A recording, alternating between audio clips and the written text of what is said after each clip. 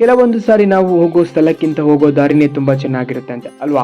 ಈ ಪ್ರಕೃತಿ ಯಾರಿಗೆ ಇಷ್ಟ ಇಲ್ಲ ಅಂತ ಹೇಳಿ. ನಾನಂತೂ ಇದರೊಂದಿಗೆ ಬೆರೆತು ಎಲ್ಲವನ್ನು ಮರೆತು ಬರ್ತಾ ಇದ್ದೀನಿ. ಹಾಯ್, ನಾವಿವತ್ತು ಹೊರಟಿರುವುದು ಚಿಕ್ಕಮಗಳೂರಿಂದ ಹೊರನಾಡಿಗೆ. ಆದ್ರೆ ನಾವು ಆಯ್ಕೆ ಮಾಡಿಕೊಂಡಿರುವಂತಹ ದಾರಿ ಕಾಡಿನ ಮಧ್ಯೆಯ ಪಯಣ.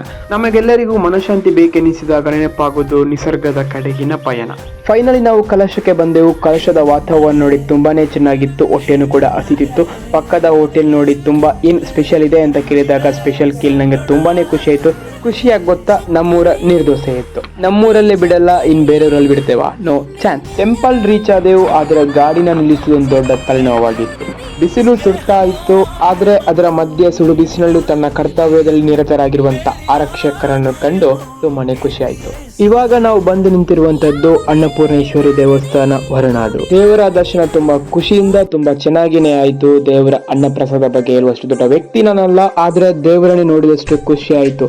ಸಿಗ್ತೀನಿ ಬೇರೊಂದು ವಿಡಿಯೋದಲ್ಲಿ. ಅಲ್ಲಿವರೆಗೆ ಟಾಟಾ, ಬಾಯ್ ಬಾಯ್.